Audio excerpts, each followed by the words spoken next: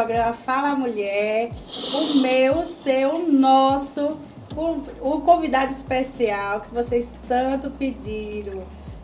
Prazer, Dr. Wolf Hans, seja bem-vindo. Vamos aqui, antes da gente iniciar nossas perguntas, que a gente recebeu aqui, é curiosidade de muitas, fala um pouco mais para a gente conhecer quem é Dr. Wolf Hans. Pai, esposo, doutor, para a gente conhecer um pouquinho. Olá, primeiro agradecer a oportunidade, né? Estou muito feliz de estar aqui e sou cirurgião plástico, sou do Tocantins, atuei e trabalhei em várias unidades federativas do país, né? Em vários estados. Me especializei em Salvador e trabalho hoje, resido na região, né? Resido em Petrolina e trabalho aqui na região do Senhor do Bonfim e Campo Formoso, né? E sou casado, tenho um filho, meu filho faz medicina, um abraço para vocês, né? A Mércia, o João Vitor. E estamos aí, trabalhando aí, né? Nosso espaço. Verdade. E a autoestima é algo que as mulheres mais prezam muito, né? Desde a hora que acorda até a hora que dorme. E as modas, né, do momento. Que eu costumo dizer para as meninas que nem tudo que é moda cabe para todo mundo, né? Às vezes a gente vê aí uns influenciadores, né, que faz certos procedimentos que as pessoas acabam querendo fazer sem, às vezes, ser uma consulta, né? Ser um médico adequado. Isso é muito importante, a gente procurar um profissional, né? Vamos iniciar aqui as perguntas. A primeira pergunta doutor, antes de iniciarmos o nosso tema, né, abordando especificamente a autoestima, gostaríamos que o senhor falasse um pouco a respeito da cirurgia plástica, que classicamente pode ser dividida em dois grupos, né? A reparadora e a estética. A diferença entre as duas? Posso responder? Pode. Né? Bom, a cirurgia plástica, ela é uma especialidade única. O cirurgião plástico, ele atua nessas duas modalidades, principalmente, né? Existem outras modalidades de emergência e assim por diante. Mas a cirurgia, ela para o leigo, ela é classificada realmente como reparadora ou reconstrutora e a cirurgia estética. Mas para nós, cirurgiões plásticos, a cirurgia plástica é uma só. Tanto uma cirurgia reparadora, ela vai ter uma melhoria estética, como a cirurgia estética, ela pode estar tratando um problema psicológico. Que, na verdade, você está reparando uma região do corpo onde o paciente está incomodado. Então, essa divisão para nós, cirurgiões plásticos, ela é muito estrita. Então, tanto a cirurgia reparadora como a cirurgia estética, nós encaramos como reparação tudo. Mas a melhoria estética numa cirurgia dita simplesmente estética, lógico que é muito melhor. Você colocar uma prótese de mama num paciente que não tem mama, o resultado é muito mais belo do que uma reparação de uma cicatriz. Mas o efeito mental, psicológico no paciente é gratificante para os dois tipos de pacientes. Então, a cirurgia plástica, ela tem uma ampla área de atuação, né? A gente faz desde cirurgias até procedimentos minimamente invasivos, questão de procedimentos não invasivos, como laser, pigmentação ou despigmentação, peelings.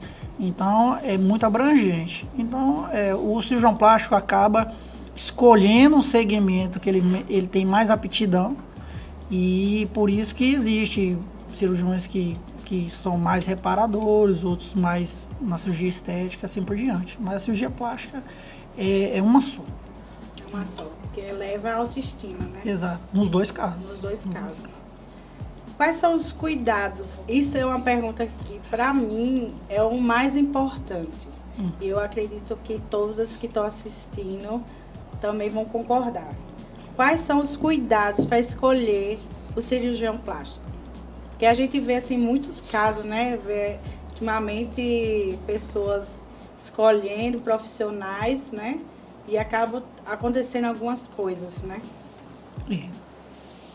A escolha do cirurgião plástico, ela é como a escolha de qualquer profissional. Mas a cirurgia plástica especificamente, ela tem uma sociedade brasileira de cirurgia plástica, onde o cirurgião plástico, ele passa por uma prova de admissão após 11 a 13 anos de formação.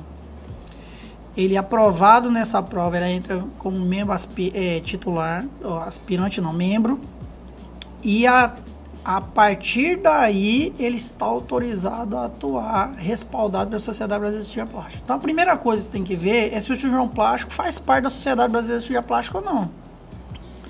Se ele teve uma boa formação, se ele tem casos próximos onde você possa pedir informação.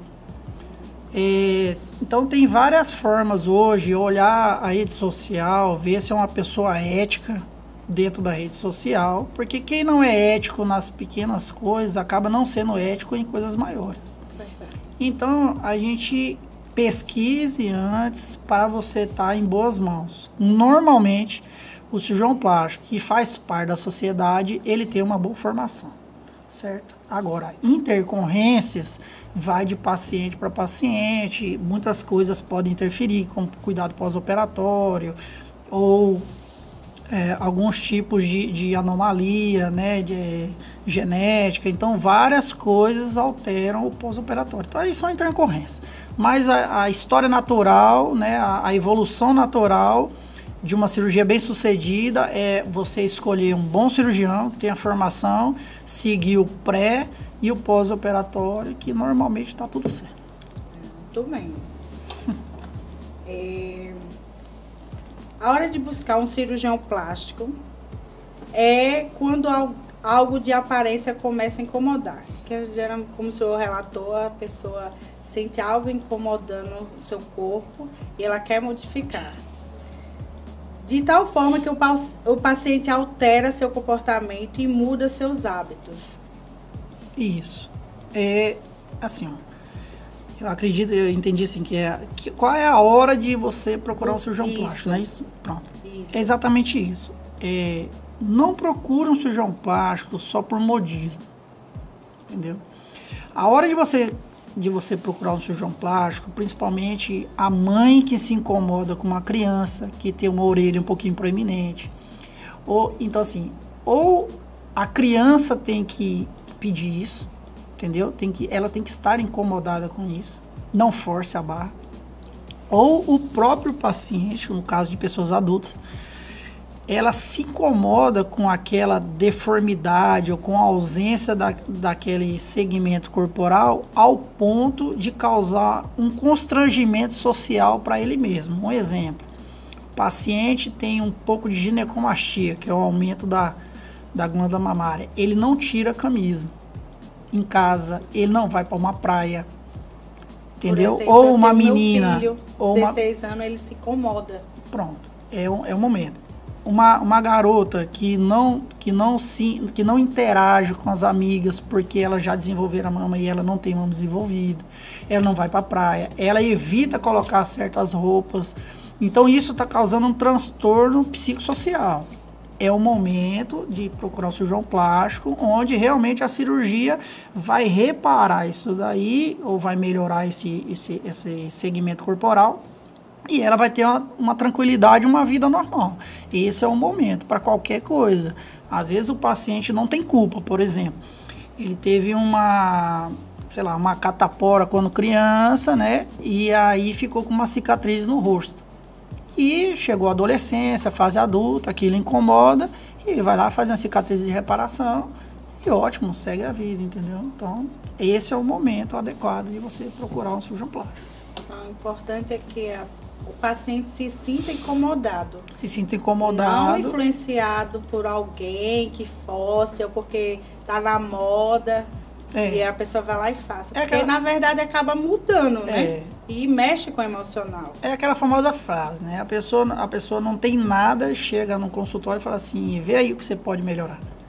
Tem também pacientes então, na verdade, que fica procurando defeito e não tem. Quem tem que me falar o que eu tenho que melhorar é o paciente, né? Às vezes não tem como. Às vezes eu posso falar uma coisa que ele nem estava se incomodando e vai causar um transtorno na cabeça dele. Porque toda vez que ele olhar no espelho, vai olhar aquela região. Então, eu não falo nada. Eu aguardo o paciente manifestar sua insatisfação e se houver realmente a possibilidade de reparar cirurgicamente aquilo ou de algum procedimento que faça isso, eu indico. Porque existem pacientes que têm uma expectativa tão alta que a gente não consegue alcançar, que é melhor você não operar.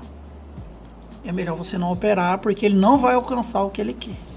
Porque, tipo, aqueles pacientes, vamos dizer, que estão, por exemplo, se eu tá acima do peso, ele tem que reduzir o peso para fazer a cirurgia e muitos não querem que a cirurgia resolva. Isso, exato. Isso é um dos exemplos. Serve para isso, mas é um dos exemplos que pode acontecer. Porque eu vejo, tem vezes pergunta a ele se eu preciso emagrecer para fazer a cirurgia. É sempre bom, né? Aí eu digo, tá bom, vou aproveitar, vou perguntar. São dúvidas, né, comuns que a gente escuta. Vamos indo.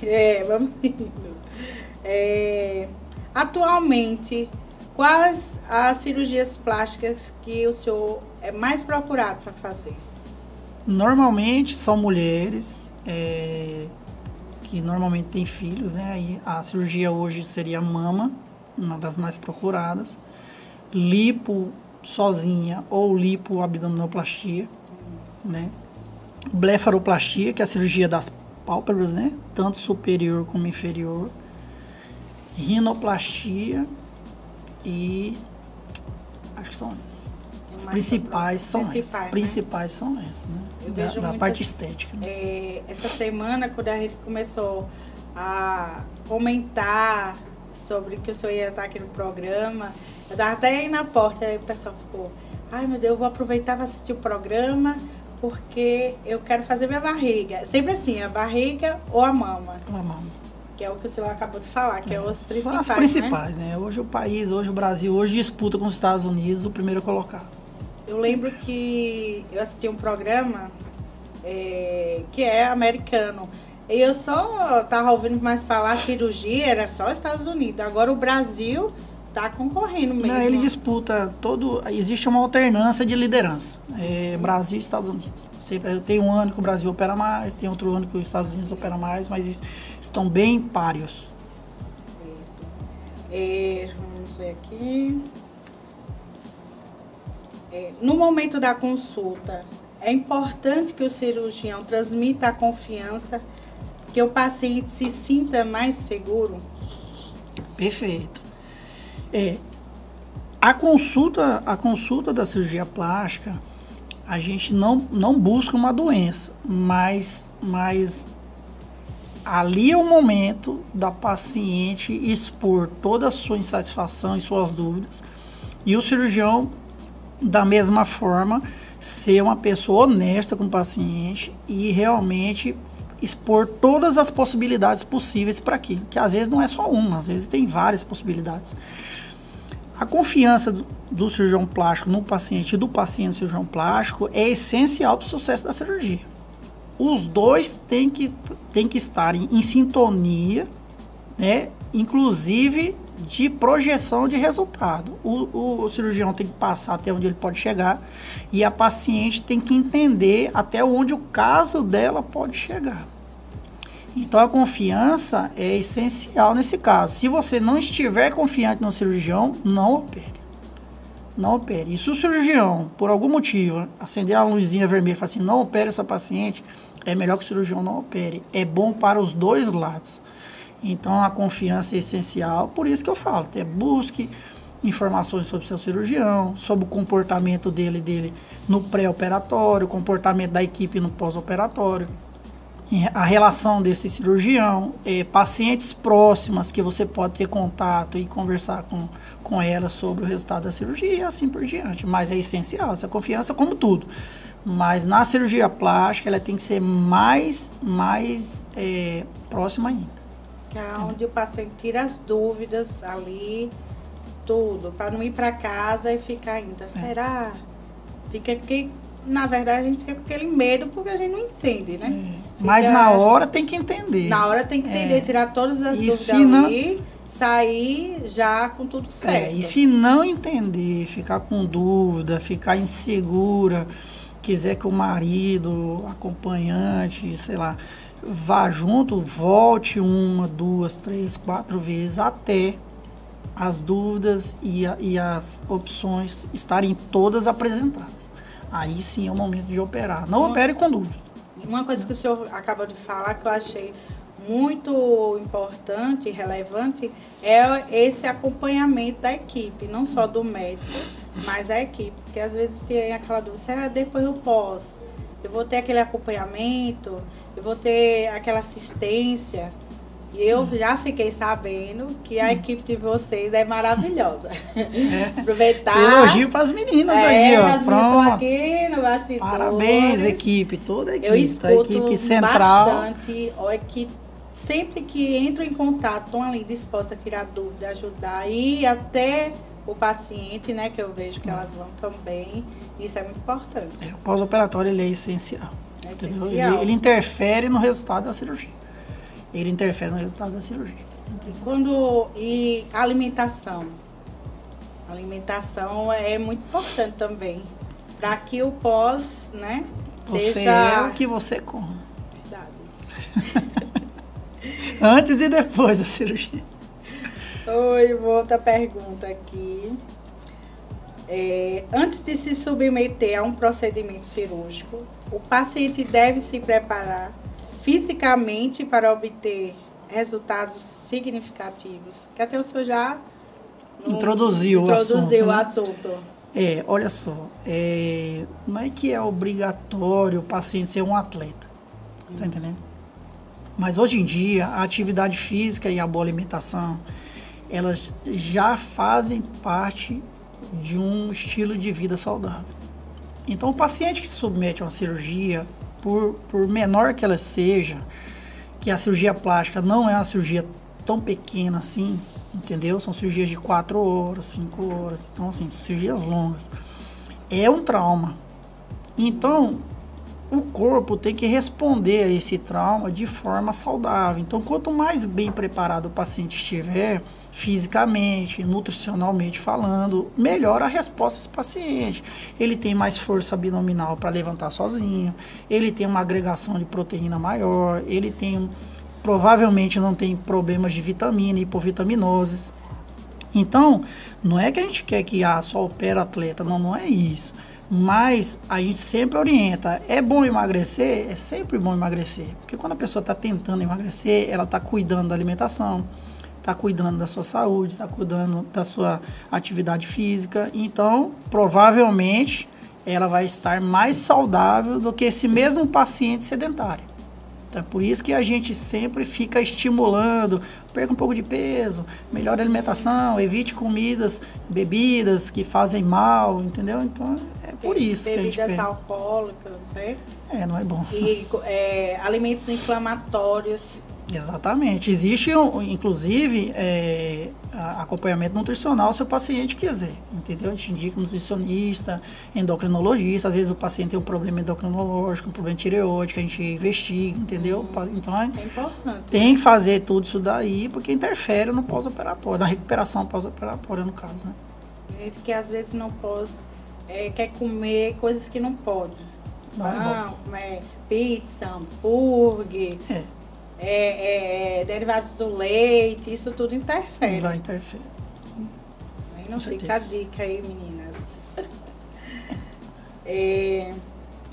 Quando o responsável, em caso de menores, deve levar a criança ou adolescente para uma consulta médica com cirurgião plástico, até o senhor comentou, né? Pronto, sobre... Aí, chegou a questão, então. A questão é essa. O paciente menor de idade, ele menor dos 18 anos, né? Idade legal que eu falo. O paciente menor, ele tem que ter autorização dos pais para operar. Entendeu? Não pode chegar lá e aí eu vou operar. Existe um limite mínimo? Não. Se for reparadora, a gente opera crianças de 3 meses. Quem nasce com lábio leporino, né? Que é aquela fenda. A gente opera com 3 meses. Palato, aí 8 anos, 7, 8 anos. A região nasal com 11 anos. Então, assim, são reparadoras. Existem pacientes, às vezes, de 14, 15 anos, que tem uma assimetria mamária muito grande. Uma mama desenvolveu, outra não. Ou se não, tem uma hipomastia, não desenvolveu a mama até os 18 anos, 17. A paciente já tem um tamanho adequado, já não vai crescer mais, a gente vê que aquela mama não vai desenvolver, a gente já pode fazer a cirurgia. Então não existe um limite mínimo nem máximo, mas cirurgias onde causam transtornos psicológicos, uma mama muito pequena ou uma orelha de abano, né, a orelha proeminente que a gente chama, ou uma deformidade facial, uma mancha no rosto muito grande, uma pinta muito grande. Essas situações, esse paciente deve ser encaminhado a partir do momento que ele manifesta a insatisfação para o pai, ou para a mãe ou para o responsável. Esse é o momento de nós atuarmos, porque imagina, uma criança, a mãe está incomodada com a orelha da criança, coloca essa criança para se submeter a uma cirurgia plástica aos 7, 8 anos de idade, que não tem muito entendimento, e essa cirurgia, por algum motivo, não dá certo, infecta ou alguma coisa. A criança vai falar para o pai, mas eu não queria mexer. Pode gerar um trauma. Gerar um trauma, exatamente. Então, assim, é melhor que ela manifeste esse desejo, pronto. Existe a possibilidade, tem condições, ou existe algumas outras alternativas? Existem. Pronto, então é a hora da consulta, até porque tem hora que leva muito precoce, a gente fala, não está na época ainda, aguarde mais uns 2, 3 anos. E a gente opera quando essa criança tiver mais entendimento. Mas, normalmente, é a insatisfação pessoal manifestada. Que às vezes tem adolescentes que já quer mudar a face, já quer colocar silicone, o glúten. E tem a questão do desenvolvimento corporal. Às vezes o paciente não desenvolveu por completo a face ainda, ou a região não cresceu o suficiente. Então você não pode mexer, porque vai alterar com o tempo, né? Então aquele resultado vai ser prejudicado. O pai e a mãe leva esse adolescente na fica consulta, insistindo. Fica, eu quero fazer, porque a moda agora, os adolescentes... Hoje em dia, os adolescentes estão mais com cara de adulto do que adolescente da minha época. A exposição a alguns estímulos externos levam à precocidade, né? Então, tem que ter muito cuidado com isso e ter muita ponderação. Eu acho que a ponderação nunca é demais. Então, fica a dica. A mãe leva, né, para consulta, para ouvir o profissional. E aí o profissional vai passar se pode, se não pode, tudo certinho. Não pode insistir, fazer algo que mais na frente pode até prejudicar, né? Com certeza. Vamos para outra pergunta. Qual é o impacto da cirurgia plástica na autoestima? E a cirurgia muda completamente a vida das pessoas, né? Quando muda totalmente, em tudo. E quais os benefícios psicológicos? Até o senhor iniciou, né? Falando. A autoestima, ela é uma coisa individualizada, né? Então, assim, tem gente que liga muito pro cabelo, tem gente que liga muito não liga pro cabelo. Tem gente que quer ter um contorno corporal bem esguio, magro, tem gente que já não liga muito. Então, assim, a autoestima ela é muito individualizada. A cirurgia plástica, normalmente, ela muda, ela sempre eleva a autoestima do paciente quando tudo sai dentro do figurino, né? Quando tudo corre dentro de uma normalidade. A autoestima, ela tem um efeito tão grande na vida do paciente que é, por exemplo, um paciente que é inibido passa a ser desinibido, comunicativo, melhora no trabalho, melhora a sua eficiência, às vezes por coisas que só ele percebia. Então, assim, a autoestima, ela é muito individualizada. A gente tenta entender até que ponto essa autoestima está dentro de uma normalidade. Se tiver dentro da normalidade, a cirurgia com certeza vai ter um efeito positivo na vida dele. Se você identificar que essa autoestima está fora de uma realidade, a gente tenta trazer ele para uma coisa mais real, e se ele concordar, a gente faz o procedimento. Se não, a gente não tem problema nenhum, a gente caminha para outro profissional, olha, veja um que pode realmente satisfazer a sua demanda. Mas a autoestima na vida de uma pessoa é tudo, entendeu? Ela vai arranjar um companheiro, ela vai levantar mais disposta, ela vai ter uma cabeça mais tranquila, ela vai levar a vida de uma forma mais leve, né? Na verdade é isso. Já aconteceu de, por exemplo, pacientes querer fazer um procedimento que ele acha que vai ser tudo nesse procedimento e o senhor falar, entender que não pode?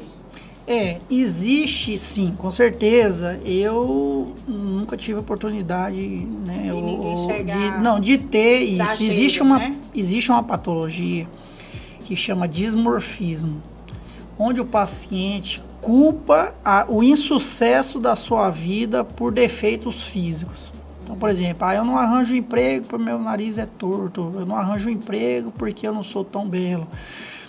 Esses tipos de paciente, eles têm um transtorno psiquiátrico que mesmo que você faça o nariz mais bonito do mundo, ele ainda vai enxergar aquele nariz como deformado na visão dele. Então chama dismorfismo. É a mesma coisa de uma patologia que chama anorexia, que é a parte nutricional. O paciente se enxerga ao espelho sempre gordo. Ele pode estar ali pesando 30 quilos. Só assim, o essencial, né? O osso, pele e tal, sem musculatura nenhuma mais, mas ele ainda se acha gordo e se restringe da alimentação. A mesma coisa acontece com a aparência. Tem gente que tem um distúrbio psiquiátrico, chama dismorfismo, que existem alguns critérios que conforme a consulta vai acontecendo, nós vamos percebendo e a gente vê que esse paciente ainda não precisa da cirurgia. Precisa primeiro de um tratamento psicológico ou psiquiátrico, para aí então ele tá apto a submeter uma cirurgia. Isso. Vocês na consulta percebem, encaminha, você já tem isso na sua equipe? Tem, normalmente tem na equipe, mas a gente aciona mais o psicólogo, o psiquiatra, quando a gente percebe isso, né? Ou quando o paciente, por exemplo, tem um problema familiar ou de relacionamento psicológico e quer resolver esses problemas com uma cirurgia. São coisas separadas, né? Eu tenho um problema no relacionamento, não é a cirurgia que vai resolver. Que vai resolver o afeto, o amor entre os dois, e a cirurgia plástica vem para aumentar esse afeto. Aí tudo bem. Mas a cirurgia plástica não pode ser uma fuga. Às vezes a mulher acha que ela fazer esse procedimento, o companheiro vai achar mais bonita, né? Isso vai acontecer, mas quando ainda existe uma atração entre os dois, quando existe um amor, uma cumplicidade, entendeu? Onde alguns relacionamentos já estão destruídos, vamos botar dessa forma assim, e não é isso que reverte. O que reverte são outras coisas, né? Mas isso é um assunto polêmico, tudo, mas no geral a autoestima é aumentada nesses tipos de pacientes, né? Homens e mulheres estão sujeitos a se sentir incomodados, né, com a própria aparência. Então, o senhor já comentou. Ou essa é uma questão que pesa muito mais para as mulheres, né? Pois eu costumo ser mais preocupadas com a autoestima. Quer dizer, as mulheres têm mais preocupação do que os homens? Com certeza. A mulher é mais preocupada com a aparência, a mulher é mais preocupada com a saúde. Isso é histórico já, mais, né? Se cuidam muito mais, se previnem mais, frequentam mais os médicos de rotina, né? Os médicos de check-up. Mas hoje a dedicação masculina, a busca de uma satisfação, né, pessoal, de ter tanto uma aparência como um corpo legal, vem aumentando bastante. Então hoje eu tenho uma média de 20% a 30% de pacientes que são homens, né? Que vão buscar melhorias e tal. Estéticas mesmo, né? E então, assim, continua sendo as mulheres de forma, assim, bem superior, né? Certo. Os homens estão bastante, realmente eu vejo até pessoas acima de 50 anos estão se cuidando mais. Então, com certeza. Até mais do que os jovens, hoje em dia, eu percebo. A gente vê muito as notícias aí, eu acompanho, e estão se cuidando mais, já pensando no futuro. Com certeza. Quais são as limitações da cirurgia plástica relacionada à expectativa do paciente? Se existem pacientes que possuem uma expectativa assim, de um resultado elevado, ele tem aquela expectativa muito grande daquele procedimento? Tem, foi o que a gente comentou agora há pouco, né, sobre pacientes que tem, ou o paciente não tem distúrbio psiquiátrico nenhum e ele simplesmente é extremamente exigente. Então, assim, existem pacientes que passam do limite da normalidade em relação à exigência. A cirurgia plástica é até uma grande oportunidade de falar isso, ele não é uma ciência matemática exata. Então, às vezes na mesma paciente, uma mama tem uma textura, uma qualidade de pele, e a outra é completamente diferente. Então, vai haver um pouco uma assimetria de resultados. Você vai ter um resultado um pouco melhor numa mama, na outra um pouco menor, mas isso está dentro de uma normalidade, né? Não é a mama totalmente torta. Estou falando assim, em relação a um pouquinho diferente. Às vezes o paciente tem uma cicatrização boa, às vezes ele não tem uma cicatrização e a gente não tem como prever certas coisas. Então é uma ciência não exata, onde existem pacientes que acham que é como se fosse uma engenharia, um móvel que você pega uma reta e passa uma reta e não há alternância, não há nenhum tipo de anormalidade nessa reta. Então, cirurgia, qualquer cirurgia, e não precisa nem ser cirurgia plástica, é um procedimento cirúrgico como outro qualquer. A cirurgia plástica, ela tem seus riscos, ela tem suas complicações, ela tem seus benefícios, elas podem levar a algum prejuízo se indicado errado. Então, é por isso que o profissional está ali, a gente emite a nossa opinião. E o paciente, quando você começa a ver esse nível de exigência extremamente alto, é melhor você não operar, porque você tem que ter um limite que você pode proporcionar ao paciente. Fala assim, olha, eu vou chegar até aqui. A partir daqui, eu não tenho essa capacidade técnica de fazer isso. Talvez um outro colega tenha. Busca um outro profissional até ele encontrar ou não esse profissional. Que o senhor já percebe que pode prejudicar a saúde, né? Pode prejudicar a saúde e vai ficar uma insatisfação dos dois lados. Porque a gente tem que ter a satisfação do paciente, mas você, como cirurgião, tem que ter a sua satisfação também. Que é seu trabalho. Que é seu trabalho. Então, porque assim, às vezes tem uma mulher que quer um volume exagerado de seios, exato, que é proporcional ao seu corpo, né? Que para ela acha bonito, mas para o senso comum não é. Então você, na verdade, pode estar expondo uma paciente ao ridículo e você tem que ter a responsabilidade de falar para ela, você vai ficar exposto ao ridículo, você vai ser comentada não por estar bonito, por estar exagerado. Então esse é o grande diferencial de você fazer uma boa consulta, de você ter uma boa conversa com o paciente e entender realmente o que ela quer.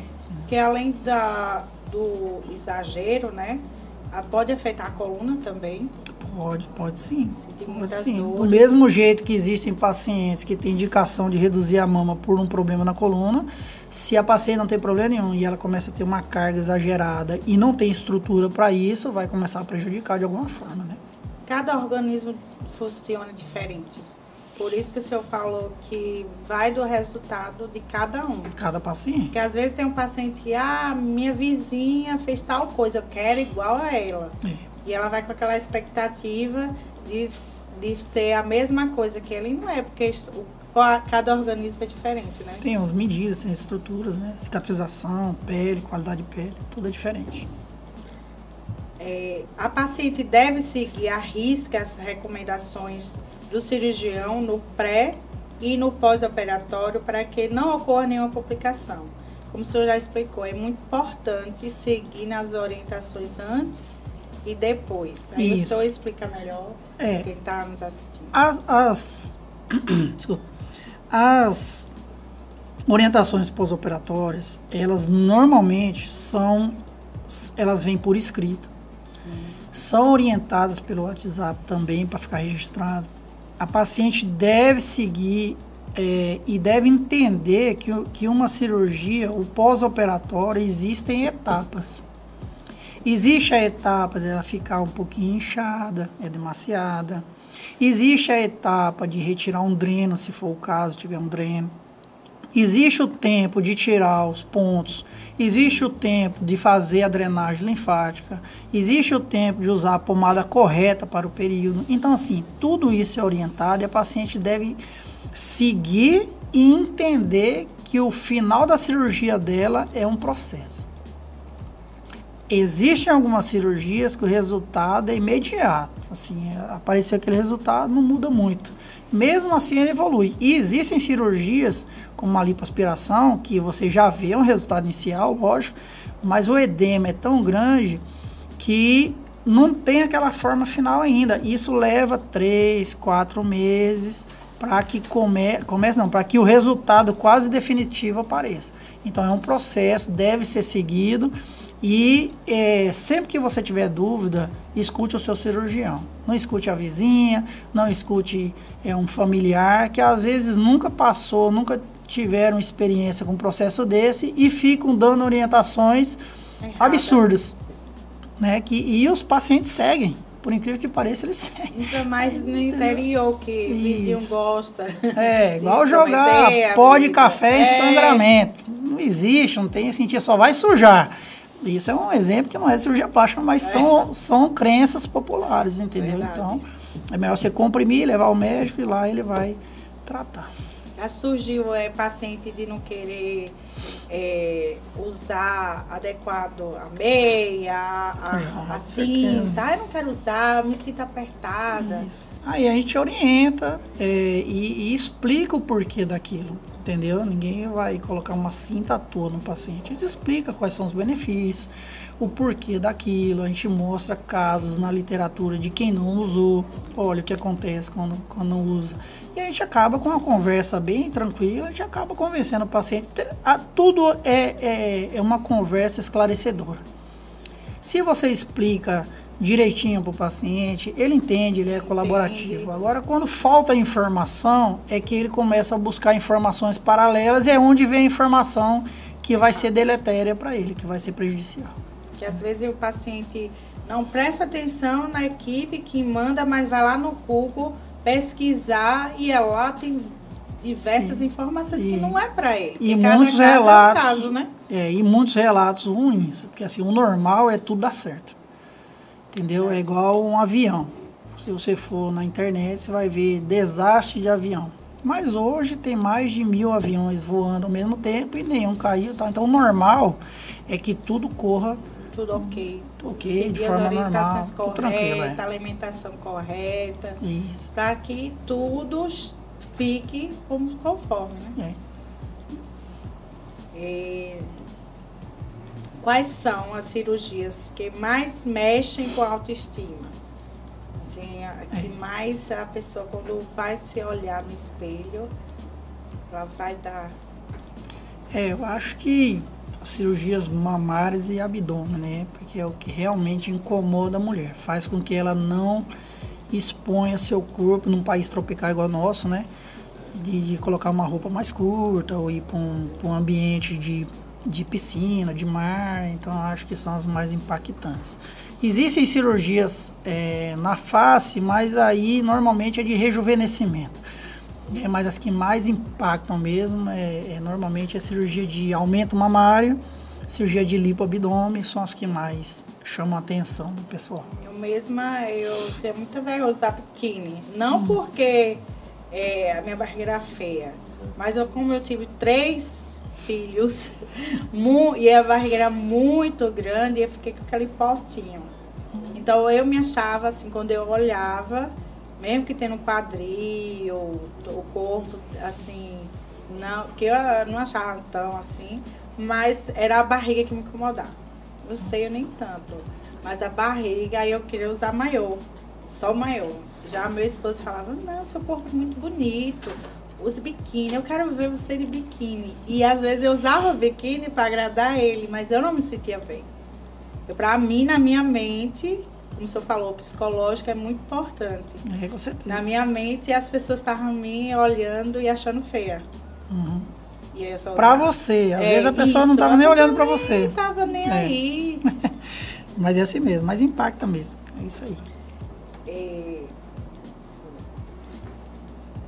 Como as cirurgias plásticas podem ajudar a recuperar o corpo no pós-parto? Que a gente vê muito, como o senhor falou, é o que mais as mulheres procuram quando tem filho, né? E faz a diástase, a gente tem, né? A minha, por exemplo, estava total. Total. Isso a gente já percebe, né? De longe. Isso. A cirurgia plástica pós-parto, ela, assim, a gente é um pós-parto relativo, né? A gente não opera ninguém que esteja amamentando, nada disso. Então, o período reservado à criança é respeitado. Existem alguns procedimentos que a própria paciente pode começar a fazer antes de se submeter à cirurgia, que vão ajudar no resultado. Então, por exemplo, fisioterapia motora, fisioterapia abdominal, para que ela consiga ter uma retração abdominal mais efetiva, né? A redução do peso pós-parto, né? A paciente acabou de ter o neném, está um pouco acima do peso, é normal, isso é normal. E existe um emagrecimento fisiológico e ela tem que aproveitar essa onda do emagrecimento fisiológico e comer melhor, começar a fazer atividade física, amamentar a criança dentro do tempo adequado. Existem pacientes que amamentam a criança 3, 4 anos, não tem necessidade nenhuma disso, entendeu? Então, ela pode fazer alguns procedimentos de fisioterapia antes, procedimentos de educação física antes e nutricionais, e quando ela chega no pré-operatório, realmente cirurgia plástica, normalmente a cirurgia é menor do que seria e o resultado é muito melhor. Então, se cuidar, nunca faz mal. Nunca faz mal, só traz benefícios. Se a paciente que acabou de ter filho, ela já quer sair do centro cirúrgico já feito a barriga, pode? Não é recomendado, não. Sociedade Brasileira de Cirurgia Plástica, eu já escutei casos disso, né, principalmente cesariana, mas não é adequado nem muito ético fazer isso, não. O procedimento de parto que não seja a via normal, né, a cesariana, ela é uma cirurgia. Ela pode sangrar, ela pode infectar. Você adentra a cavidade abdominal dentro do útero, então você pode trazer infecção do útero para o subcutâneo da parede abdominal, levar uma infecção muito grave. A paciente perde muito sangue no parto. Então, o ideal é que você não faça essa associação. Eu nunca fiz e tenho conversado com muitos colegas que também têm a mesma opinião, então para mim já é uma questão fechada. Então, não abro mão. Muitos famosos que depois que tem um bebê já sai com a barriga toda. Mas aí tem que ver aí a gente pensa, se ela realmente ela teve um neném dentro de um peso adequado. Às vezes ela mostra essa foto 2, 3 meses depois, entendeu? Mas não é o ideal fazer isso, não. Eu não recomendo as pessoas fazerem. Tá vendo? Essa informação é muito importante. Não recomendo, não. Produção, a gente vai passar um vídeo.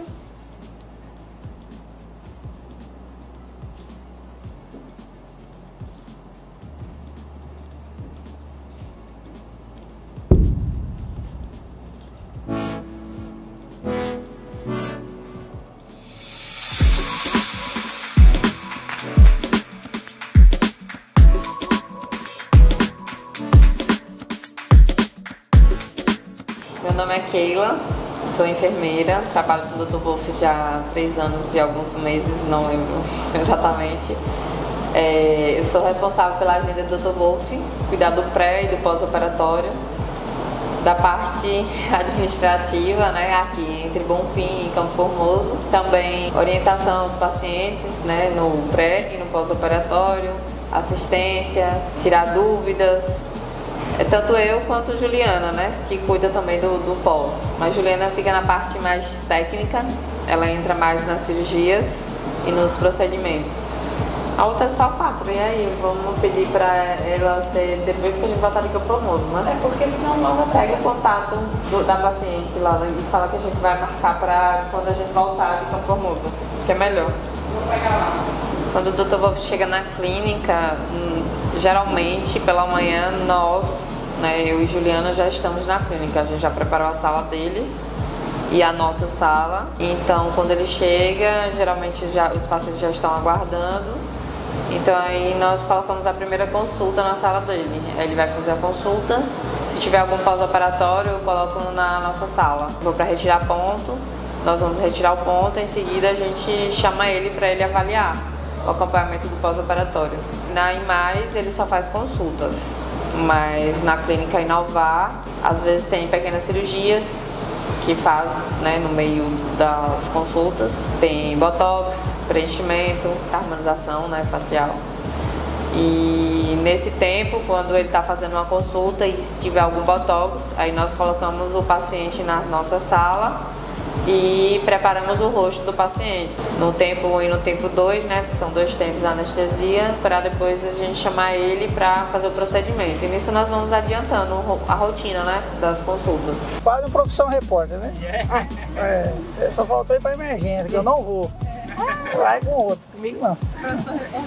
Eu não sei se chegou a assistir uma época que tinha um programa chamado E24 Horas, passava um pessoal trabalhando. Na Globo? Não sei se era exatamente na Globo, não.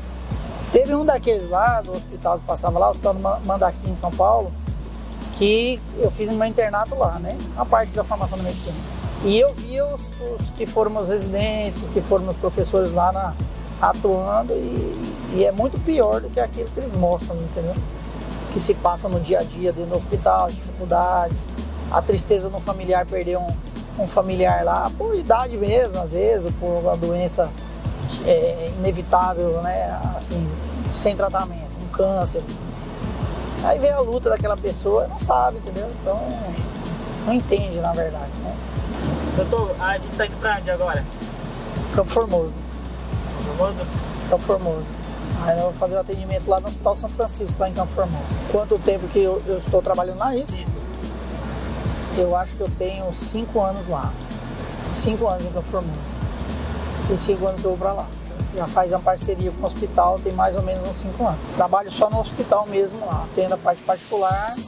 E às vezes, quando tem algum encaminhamento, paciente de parte de reconstrução, filantrópica, aí eu acabo fazendo também. Sim. Entendeu? Aí eu tenho uma boa relação com todos os médicos lá, não tenho tido dificuldade lá não. Eu sou um repórter aí, rapaz, perguntar, né?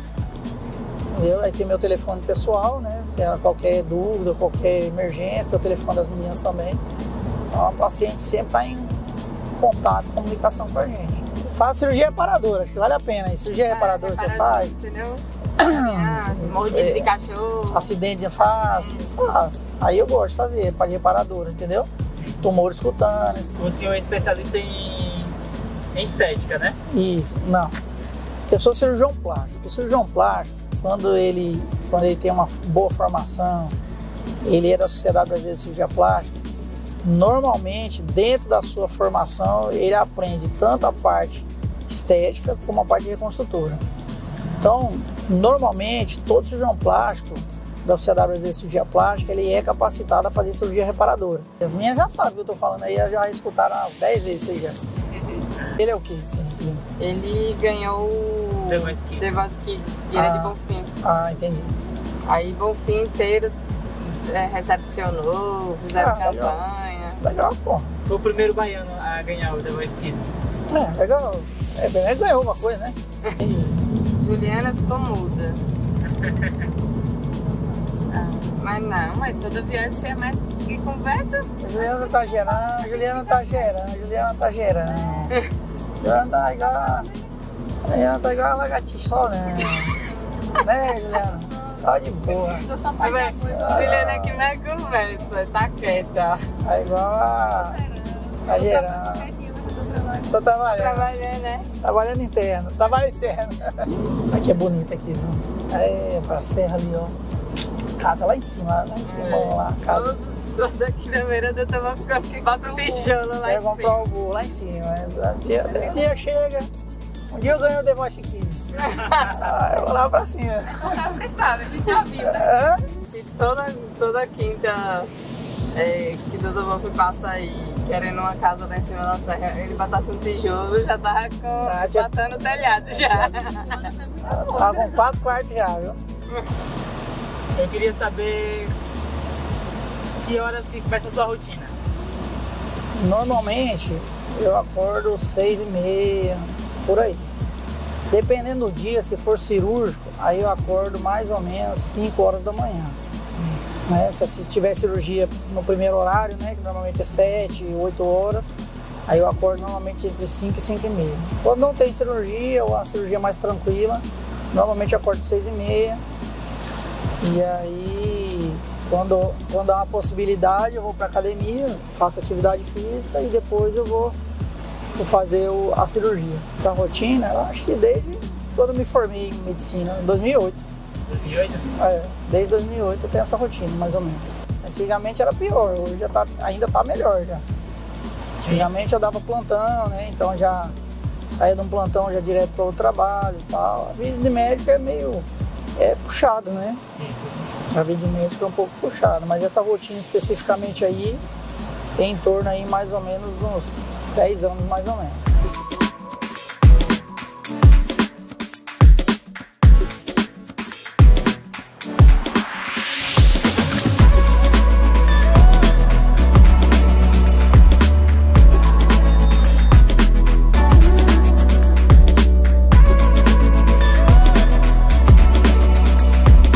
Bem, estamos aqui no consultório então, que eu atendo aqui em Campo Formoso há 5 anos. Aqui é onde a gente escuta, né, o paciente, onde a gente conversa com o paciente e entende a real demanda que ele quer. A gente trabalha a autoestima do paciente, a gente entende a que ponto ele quer chegar, qual a expectativa do paciente aqui, entendeu? Então é um ambiente onde realmente o paciente se abre com o médico, né? Mostra todas as suas opiniões, suas dúvidas, né? seus estigmas pessoais, e a gente de alguma forma entende isso e tenta transmitir para o paciente até onde a gente pode alcançar com uma cirurgia.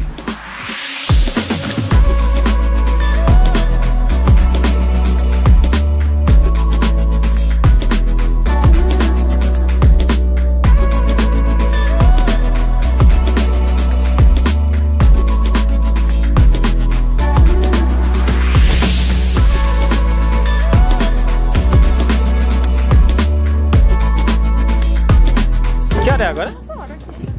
Agora? Aqui. 7h23. Só começando, gente. Só tá começando?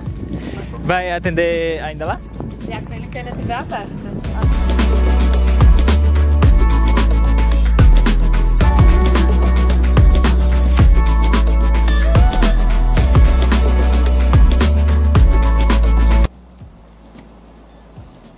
Isso aí. Olha, Muito legal. isso aí. E a rotina é bem puxada. Parece com hoje, né? Hoje tem um podcast também. Mudou um pouquinho a rotina do senhor, hein? Que procedimentos estéticos pode ajudar no pós-cirúrgico? Procedimentos estéticos. Normalmente a gente começa com a fisioterapia. Fisioterapia com drenagens linfáticas. Em algum momento certo, eu acredito no tape, né? Eu acredito no tape que ele pode fazer, que são procedimentos fisioterápicos. E aí depois existem alguns procedimentos de laser para melhorar a cicatrização. O laser é direcionado para cicatrização, né? Melhoram, clareiam, alguns peelings, alguns tipos de cremes firmadores, né? Aí já entra no pessoal da dermatofuncional e dermatologia, né? que já foge um pouco da nossa rotina, porque você não tem como fazer esse acompanhamento, porque você viu aí a rotina é muito puxada. Verdade. Então, mas existem alguns procedimentos realmente que ajudam. Existem procedimentos estéticos que eles não resolvem, então é melhor você fazer a cirurgia e depois buscá-los, entendeu? Com alguns tipos de equipamentos que levam a lipólise ou algum tipo de enzima, então é melhor você fazer a cirurgia, porque às vezes tem muito excesso de pele, tira isso daí e depois você faz alguns ajustes, né? Mas sempre bom. Pós-operatório, às vezes de face, você pode fazer um preenchimento para ajustar. Fazer a toxina botulínica sempre é importante, o paciente previne ruga, melhora a qualidade de pele, né? Então, são inúmeros procedimentos estéticos, mas eu já, tirando preenchimento e essas coisas, existem alguns equipamentos específicos que ficam a cargo do dermatologista e, por muitas vezes, do fisioterapeuta, né? Certo. A cirurgia plástica pós-bariátrica desenvolver a autoestima dos ex-obesos, que a bariátrica, eles perdem muito, né, peso, e às vezes fica aquelas sobras de pele. A sequência é assim, ó. O obeso mórbido, né, tem que ser um obeso mórbido, ou um obeso que tem comorbidades, né, que tem hipertensão, diabetes, ele troca o peso por saúde, certo? E ao fazer isso, a consequência é excesso de pele. E ele vai trocar o excesso de pele por algumas cicatrizes, que são a consequência de ter perdido tanto peso e ter retirado essa pele. O paciente, quando ele tem uma grande perda ponderal, né, uma grande perda de peso, ele acaba realmente, em algumas regiões do corpo, tendo uma flacidez exagerada.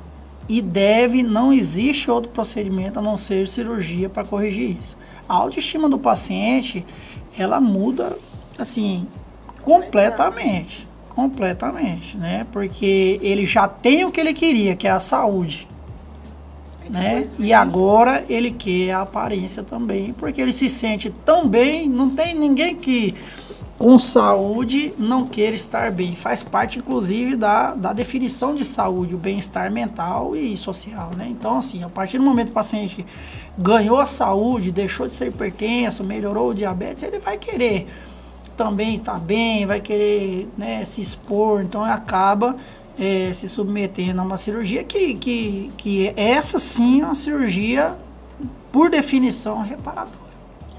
Entendeu? Você está realmente reparando uma evolução de uma doença que curou e agora você vai simplesmente aparar as arestas ali do que sobrou, entendeu? Mas é a autoestima do paciente pós-bariátrico. Inclusive, hoje o paciente pós-bariátrico, ele por decisão, em última instância já do Supremo Tribunal de Justiça, ele tem direito às 4 cirurgias plásticas, né? Que é mama, no caso feminino, né? Mama, abdômen, braço e coxa, e no caso masculino, se caso ele tiver a ginecomastia, o aumento da mama também, mama, abdômen, braço e coxa, para retirada de excesso de pele. Isso é importante, essa informação, porque eu não sabia. Pois é, já está definido já e decidido. A cirurgia de ginecomastia ajuda os homens a recuperar a autoestima, você até comentou, né? Isso. O paciente ele pode ter uma ginecomastia primária ou secundária. Primária é o desenvolvimento dele mesmo, secundária às vezes é uma medicação, alteração hormonal. E ele fica realmente constrangido de aparecer em público. O paciente do sexo masculino ele fica realmente deprimido nesse sentido, né? Não sai, começa, e isso aí muda completamente. É uma cirurgia rápida, uma cirurgia muito bacana. Uma cirurgia que resolve a vida do paciente. Normalmente a cicatriz é bem perceptível e existem inúmeros tipos de paciente. Paciente que às vezes faz uso aí de alguns tipos de substâncias, né, do famoso Danone na academia, e acaba desenvolvendo uma ginecomastia. Existem pacientes que realmente tinham um peso elevado e perderam peso, estão de forma saudável, mas não chegou a fazer a cirurgia bariátrica em si, e ficam com aquela glândula, né? Ou um excesso de gordura, que é a lipomastia no caso, mas o efeito é o mesmo, é volume numa região que não deveria ter. E a gente opera isso daí e o paciente normalmente muda completamente. E aquele caso que eu falei, que ele acaba sendo uma pessoa mais comunicativa, mais desinibido, né? Até no meio social. Participa de eventos sociais, de acampar, de ir para uma fazenda, todo mundo vai lá ficar às vezes sem camisa, jogando bola. E ele vai participar das atividades sociais normais, né? E adolescente, eles podem fazer? Pode fazer, já tendo uma altura, uma estatura definida, um peso definido, ele está completamente apto, né? Normalmente ela regride até os 15, 16 anos. Quando você começa a perceber que ela não regride, dificilmente ela vai regredir. Dificilmente ela vai regredir, porque aí é uma ginecomastia primária. Se não tiver nenhuma alteração hormonal de tireoide, de alguns hormônios específicos que existem, é fisiológico dele mesmo, então não vai reduzir. Entendeu? Mesmo que ele perca peso, não vai reduzir essa mama. Então ele vai ter que operar, não tem jeito. Aí pode fazer. Pode fazer. Vendo, Gabriel, vou olhar isso pra você. Olha aí, ó, não cite o nome não. Cite É não dá meu problema não. Não dá filho. problema não. Cite o nome não. Aí não dá problema não. Quais são os benefícios da rinoplastia para o paciente, além de proporcionar uma mudança estética? A Você falou, a rinoplastia é muito procurada também. A rinoplastia é uma cirurgia fantástica. Realmente ela muda a fisionomia da pessoa, senão harmoniza essa fisionomia, deixa mais agradável. Mas normalmente nessa cirurgia, em casos menos severos, a gente acaba fazendo a correção do septo. Às vezes o paciente tem um desvio de septo, não consegue respirar direito, e isso ajuda bastante a respiração do paciente.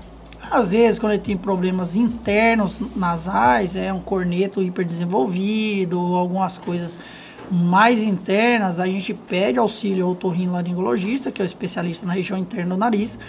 Ele faz o procedimento corretivo da parte funcional e a gente vai e faz a parte estética nasal. Mas a cirurgia do nariz é fantástica, né? É uma cirurgia uma das mais anatômicas e mais delicadas que existe, né?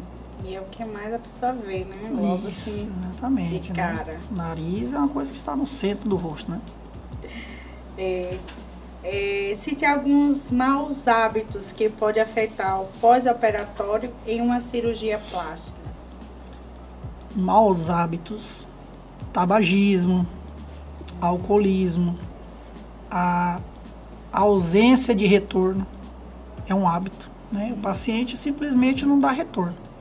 E às vezes aparece com um problema para você que, às vezes, se ele tivesse informado antes, com a coisa simples teria evitado várias coisas, né? A gula, né? O paciente que tem uma alimentação completamente desregrada, a falta de sono, o uso excessivo de café no pós-operatório, de açúcares no pós-operatório, né? Ou a automedicação. É um hábito péssimo.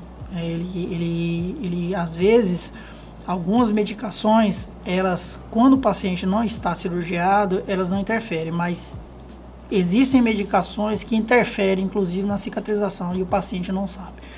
Usa essa medicação, então isso é um péssimo hábito, né? Péssimo hábito, com certeza.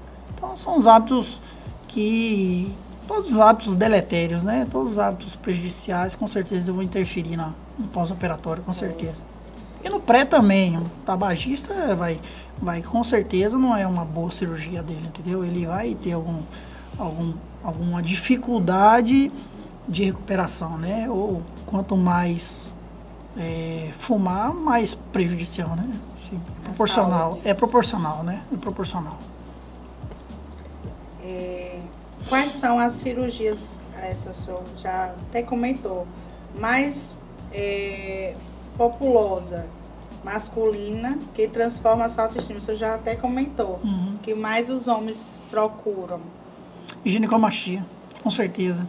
Ginecomastia, rinoplastia e blefaroplastia, que é a cirurgia da pálpebra, que o homem ele envelhece um pouco mais tarde, mas quando essa região dos olhos ficam bem aparentes no homem.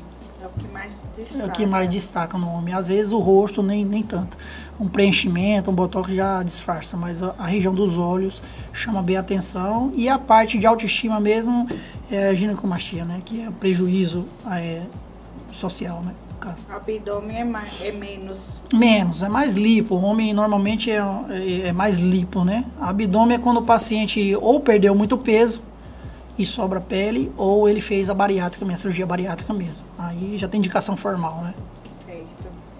Eu posso pedir para você que está interrompendo aí, Pode. mas pode levantar um pouquinho essa palheta do ar-condicionado, meu amigo, que eu tô aqui Rodrigo, tremendo Tá, aqui. conta. Meu Tá café muito frio. congelou. Oi? Levanta um pouquinho a palheta ali, meu amigo, velho, porque Faltou esse aí 18. é top, viu? vai ter outro vídeo depois desse? Tem. Tem? Ah, Não, sim. tudo bem, eu tô de boa. É só levanta Porque isso a aí, gente meu vai amigo, que eu tá fico aqui, até a última meia-noite. pergunta. E o Rodrigo sempre, ele gosta de fazer umas surpresas para os nossos Eita, convidados. caiu aqui. Ei, Rodrigo, caiu. Não, eu boto aqui na Pode? bolsa. Bota aqui. Aí, muito bem. Vai fazer surpresa? Ixi, Maria, tenho Rodrigo medo. adora fazer surpresas. Tenho medo, Tenho medo de Rodrigo. Vou falar que é a última pergunta. Depositar todas as expectativas e satisfação com a autoimagem na vida social, no casamento, como o senhor já falou, em um procedimento cirúrgico, seria um risco? É completamente contraindicado o paciente fazer isso. É uma coisa muito complicada isso, e a pessoa que está acompanhando esse paciente, né, ou seja, o seu cônjuge, um familiar, um amigo, deve realmente abrir os olhos dessa pessoa para essa situação, né? A vida social é uma, a cirurgia é outra. Quando tem um transtorno social, como nós já falamos aqui, é diferente, né? Aquela deformidade leva a um problema social. Agora, quando ela já tem problemas de relacionamento e vai tentar transformar uma amizade, um relacionamento, uma coisa boa, achando que é a cirurgia que vai resolver isso, ela vai ficar frustrada por melhor que seja a cirurgia. Então, na verdade, ela vai depositar toda a culpa na cirurgia, no cirurgião, ou às vezes até nela mesma. Eu que não segui o pós-operatório. E às vezes não tem nada a ver com isso. A cirurgia está ótima. Se cobrar tanto, Se cobrar tanto. na verdade o problema é outro. O problema é outro. O problema é o entorno, né? Eu separei Então. aqui, foram muitas perguntas que as pessoas que seguem nas redes sociais nos enviaram. Então eu separei 4 só, porque foram muitas. As muitas. perguntas dos participantes. Dos participantes foram muitos. Eu separei 4 porque a gente ia ficar aqui a tarde toda, né? Tem um aqui que falou assim: é possível fazer mastopexia ainda no processo de emagrecimento ou depois? Não, pode ser feito durante o processo de emagrecimento, mas a paciente já tem que estar próximo à sua meta. Por exemplo, um exemplo, a paciente tem aí 80 quilos, ela quer chegar aos 60, 62, um exemplo. Quando ela tiver aos 65, 66, ela já pode buscar o cirurgião, porque ela já está realmente no processo de emagrecimento. Agora, se ela operar com 77 e emagrecer até os 62, ela provavelmente vai ter um prejuízo na cirurgia dela. Vai sobrar pele, vai ter que reajustar a pele e assim por diante. Então, pode fazer durante o processo, mas ela já tem que estar mais ou menos próximo do peso que ela gostaria de ficar, para não ter prejuízo. Fale sobre lipo de papada. Quero fazer a avaliação. E atende pelo Plano Serve? Isso. Muitas pessoas perguntam, né, sobre plano de saúde. Existem algumas unidades que a gente atende, que a gente faz a consulta via plano. Às vezes o procedimento a gente não consegue fazer, porque às vezes o plano autoriza. Por exemplo, um procedimento desse aí é tido totalmente como estético. Então o plano não vai autorizar. Não existe CID, que é um código de doença, que justifica um procedimento desse.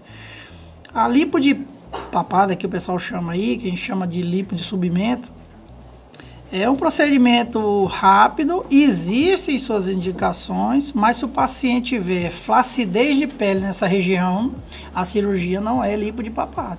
Ela não vai conseguir retrair essa pele ao ponto de ficar extremamente lisinho e sem excessos. Então, normalmente a lipo de subimento a gente faz em pacientes jovens, que tem realmente pouca pele na região, tem mais gordura.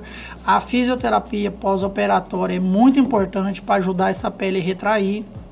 Então, essa avaliação é importantíssima, porque às vezes um paciente de 50, 60 anos acha que é uma lipo de subimento e, na verdade, está indicado uma ritidoplastia, que é simplesmente a cirurgia, um lift facial, que é uma cirurgia muito mais complexa, mais longa, que vai trazer um resultado muito mais adequado para a faixa etária e para a conformação facial que ele tem, entendeu? Doutor, por que o senhor não posta fotos dos resultados dos seus procedimentos? Isso, perfeito. Essa pergunta é excelente. Excelente essa pergunta. Olha só. Existe um órgão regulador dentro da Sociedade Brasileira de Cirurgia Plástica e dentro do Conselho Federal e dos Conselhos Regionais de Medicina que proíbem a divulgação de parte dos pacientes, resultados antes e depois, promessas de resultado, autopromoção. Então, tudo isso, por lei, é proibido. Existem colegas, né, da sociedade ou não, ou de outras especialidades, médicos ou não, que ficam postando essa questão de antes e depois. Eles estão sujeitos a sanções. Então é como um carro, a placa mostra 80. Se você quiser andar 140, o risco é seu, a multa pode acontecer. Então, assim, eu como membro efetivo da sociedade, tenho relações de amizade e profissionais com pessoas que fazem parte da diretoria da Sociedade Plástica e assim por diante, eu mantenho a conduta, porém, eu deixo em aberto todos os meus comentários. A pessoa pode entrar em contato com pacientes que já operaram comigo. Existem as meninas que podem comentar e de forma ética eu posso mostrar dentro de uma consulta resultados, mostrando, olha, essa mama parece com a sua, vai ficar semelhante. Então, assim, está existindo, né, o processo de regulamentação da nova, esqueci o termo, publicidade médica, onde essa questão do antes e depois está sendo votada com algumas restrições, né? Tá para ser aprovado, não foi aprovado 100% ainda, mas ela está na última fase de ajuste, onde tem todos os critérios para você postar, porque senão vira uma terra de ninguém. Então as pessoas começam a postar coisas até inadequadas, né? Uma coisa cheia de sangue, ou aqui o jeito que eu saí da cirurgia, então assim, não existe bom senso. A gente tem normas e regulamentações para serem seguidas. Então a gente entra num consenso, olha, isso é tudo. E o Conselho Federal de Medicina é o único conselho que realmente leva isso a sério, né, que realmente sanciona e que é rígido com o profissional. Então essa pergunta é excelente. Você não vai ver resultado meu antes e depois enquanto não sair realmente uma determinação para que possa isso ocorrer. Até porque o paciente às vezes pode não querer saber como foi o processo lá na cirurgia. E vira uma promessa de resultados. Se eu mostrar para você um abdômen antes e depois, eu estou falando que o seu vai ficar daquele jeito. E cada paciente é um paciente, tem uma forma e tem tudo. Então, assim, eu acho que vale, dentro de um consultório, de forma ética, você mostrar algumas coisas, que isso é permitido. Fica lá dentro, é permitido, o paciente não leva arquivo. Agora, expor isso, né? Em Às rede vezes o paciente social. não quer que seja exposto o corpo, né? Mas como não aparece o rosto, ele não faz termo de antes e depois. Então, assim, não tem responsabilização nenhuma. Às vezes ele mostra o antes e depois imediato, mas não mostra com 3 meses alguma complicação, alguma retração. Mostra. Você está entendendo? Verdade. Então, as pessoas, quando mostram o seu melhor resultado. Ninguém mostra as complicações. E eu tenho a oportunidade de ir aos congressos, e nos congressos nós mostramos nossas deficiências também, nossos maus resultados. Existe, inclusive, mesas redondas para você aprender com o resultado mal sucedido de um colega, às vezes nem por culpa dele, né? Às vezes a paciente recebeu, como eu já tive mesmo, eu tive uma paciente que teve uma queda, né? E ela não teve culpa nem eu, mas teve um prejuízo, tivemos que reparar, mas foi uma queda, uma coisa que nem sempre a gente consegue evitar, entendeu? Então, o antes e depois, foi excelente essa pergunta para esclarecer. Mas assim que possível e for Vai ter nas redes determinado, sociais. teremos isso. Tem outra aqui. Boa noite. Gostaria de quais os tipos de lipo ele faz? Sabe quais os tipos de lipo o senhor faz? Ela quer dizer aqui.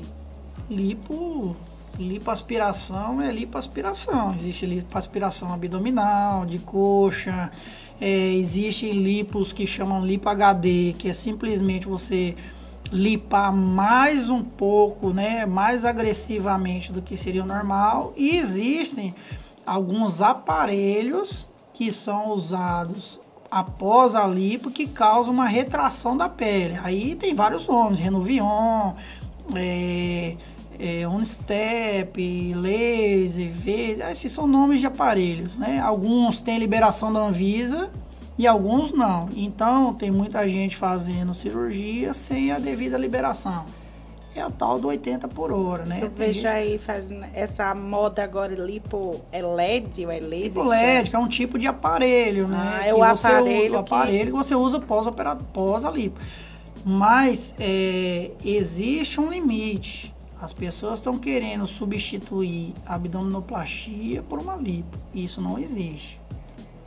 Lipo tem indicação de lipo. A paciente tem um pouco excesso de pele e o aparelho ajuda. O paciente tem muito excesso de pele, não vai ser substituído. Vai ter que fazer a abdominoplastia e pode associar a lipo no mesmo momento ou depois. Entendeu? Então, assim, agora lipo é uma cirurgia ótima. Tem outra aqui que falou: doutor, eu posso fazer em uma única cirurgia a mama e o abdômen? Pode, depende do caso. Eu evito fazer cirurgias que tem uma extensão de tempo razoável, se caso, por exemplo, um exemplo, a mama for um pouco complexa, a mama muito grande, muito caída, e um abdômen também muito complexo. Então, normalmente, quando a gente faz mama e abdômen, é assim, ou a mama ou o abdômen tem que serem uma cirurgia mais fácil. Ou a mama é uma prótese pura, ou tem pouquinha pele para fazer. Hoje em dia, não se recomenda fazer junto, não. A recuperação não é tão adequada. Nós estamos saindo de uma pandemia aí, onde não existe um legado mesmo assim de UTI, se caso precisar. A questão do Covid. Tem muita gente com Covid assintomático, né? Que hoje eu ainda tenho como rotina pedir o exame de Covid 24 horas antes da cirurgia, mas tem hoje colegas que não pedem mais, né? E não necessariamente cirurgião plástico. E às vezes o paciente está com Covid assintomático, vai ter uma baixa de imunidade e está com Covid junto, então vai prejudicar. Então, assim, a gente é bem criterioso nisso. Eu não recomendo. Se for uma mama grande ou um abdômen grande, eu prefiro fazer de forma separada, onde eu foco exatamente na melhor mama possível que eu posso fazer e depois eu foco no melhor abdômen possível que eu posso fazer e o tempo entre uma e outra cirurgia é em torno de 2 meses. A partir de 2 meses já pode operar o outro segmento, né? Doutor, tem outra aqui, eu ia falar só 4, acabei falando pode mais. Pode falar, tô aqui à vontade. Tem o volume ideal para o silicone? Eu acho que é o tamanho, né, que coloca da prótese. Tem um volume, sim. Existe alguns parâmetros anatômicos, né? A borda do externo, a borda do músculo, que a gente faz uma medida. E a partir dessa medida, a gente tem um portfólio, a gente tem um número de próteses que servem para aquele caso. Então, às vezes a gente mede, aquele caso vai de 240 a 300. Qualquer uma dessas que você colocar, vai ter um formato harmônico para o paciente. Quanto mais largo o tórax, normalmente maior é a prótese, porém não necessariamente com efeito tão evidente. Então, uma paciente de 1,80 m, às vezes vai usar uma prótese 320 e ela vai ter menos mama, aparentemente, do que uma paciente de 1,50 m que colocou 280. Vai aparentar muito mais. Então, existe sim uma medida para isso, não é aleatório. E hoje, inclusive, existem os moldes que ninguém mais, eu acredito, né, opera empiricamente, no achômetro. Eu acho que não, faz a medida, usa o molde, testa, ficou legal essa daqui, aí pede a prótese correspondente àquele molde. Entendeu? Então existe sim. O outro aqui perguntou: doutor, é verdade que a prótese pode virar? Eu tenho medo de colocar. Isso, é uma das complicações, não é comum não, mas é uma das complicações que pode acontecer com a prótese. Isso pode ser uma deficiência técnica, mas pode ser também uma reação do organismo da paciente. A paciente às vezes produz muito líquido, essa prótese fica suspensa e ela acaba rodando. É incomum acontecer isso, principalmente quando ela fica atrás do músculo, que ela fica muito presa, né? Mas é uma complicação possível de acontecer, mas não é tão comum, não. Certo. A gente tem mais um vídeo, produção. All it takes, falling in love with me, possibilities, I look like all you need. One kiss is all it takes, falling in love with me. Realmente, né? Dá uma editada aí, bota uma carinha assim, um joinha. Pronto. Tem outro?